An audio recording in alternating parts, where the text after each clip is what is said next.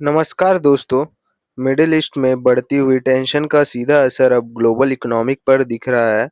Crude oil की price $100 पर barrel के पास पहुंच चुकी है और दुनिया भर के मार्केट में टेंशन बढ़ गई है। इसी बीच इंडिया ने अभी एक बड़ा डिप्लोमेटिक स्टेप लिया है। यूनाइटेड नेशन सिक्योरिटी काउंसिल में ईरान के अटैक की निंदा करने वाले रिजोल्यूशन को स्पॉन्सर किया है। आज के वीडियो में समझेंगे मिडिल ईस्ट में एग्जैक्टली क्या हो रहा है, ऑयल प्राइस क्यों शूट अप कर रहे हैं, इंडिया ने यूएन में क्या स्टैंड लिया और इसका इंडिया पर क्या इम्पैक्ट हो सकता है। मिडिल ईस्ट में क्या हो रहा है? फरवरी के एंड से मिडिल ईस्ट में कॉन्फ्लिक्ट काफ़ी स्केलेट हो गया है।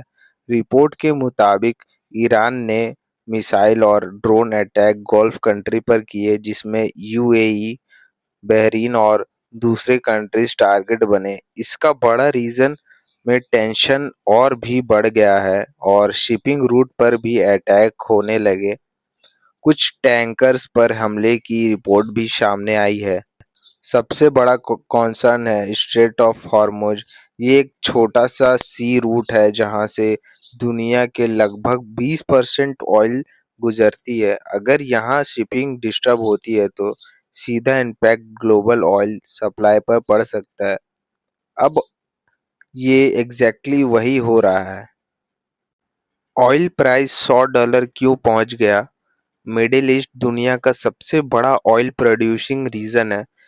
जैसे ही कॉन्फ्लिक्ट बढ़ा और स्ट्रेट ऑफ हॉर्मुज के अराउंड शिपिंग डिस्टर्ब हुई, ऑयल मार्केट में पैनिक क्रिएट हो गया। इसका रिजल्ट ब्रेंट क्रूड $100 पर बैरल के ऊपर चला गया। कुछ ट्रेडिंग सेशन में प्राइस $120 के पास तक पहुंच गया है। एक्सपर्ट का कहना है कि अगर कॉन्फ्लिक्ट लंबा चला तो सप्लाई डिसरप्शन और बड़ा हो सकता है। इंटरनेशनल एनर्जी एजेंसी ने भी वार्निंग दी है। ये 1970s ऑयल क्राइसिस के बाद सबसे बड़ा सप्लाई शॉक हो सकता है। सिंपल लैंग्वेज में, war equals to oil supply risk equals to price up. India ने यूएन में क्या किया? इस क्राइसिस के बीच इंडिया ने अभी अपनी डिप्लोमेटिक पोजीशन क्लियर की है। यूनाइटेड नेशन सिक्योरिटी काउंसिल में एक रिजोल्यूशन पास हुआ है जो ईरान को अटैक को स्ट्रांगली कॉन्डेमन करता है। इस रिजोल्यूशन को 13 कंट्रीज ने सपोर्ट किया, जबकि रशिया और चाइना ने एब्सटेन किया। इंडिया ने भी इस रिजोल्यूशन को स्पॉन्सर किया, जिसमें ईरान ने अटैक तुरंत रोकने की डिमांड की गई। इंडिया का क्या फोकस है? मिडिल ईस्ट में स्टेबिलिटी, एनर्जी सप्लाई का सेफ रहना और इंटरनेशनल शिपिंग रूट का ओपन रहना, क्योंकि इंडिया की इकोनॉमिक ऑयल इंपोर्ट पर काफ़ी डिपेंडेंट है। इंडिया पर क्या इम्पैक्ट हो सकता है? इंडिया अपनी क्रूड ऑयल रिक्वायरमेंट का 80 से 85 इंपोर्ट करता है।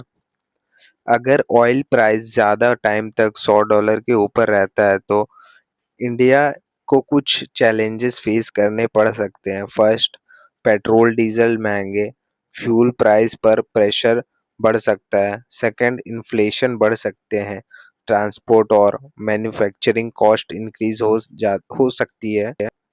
थर्ड, गवर्नमेंट का इम्पोर्टेंट बिल बढ़ेगा जो फिजिकल डेफिसिट पर भी इम्पैक्ट कर सकता है। इसलिए इंडिया के लिए मिडिल ईस्ट स्टेबिलिटी बहुत इम्पोर्टेंट है।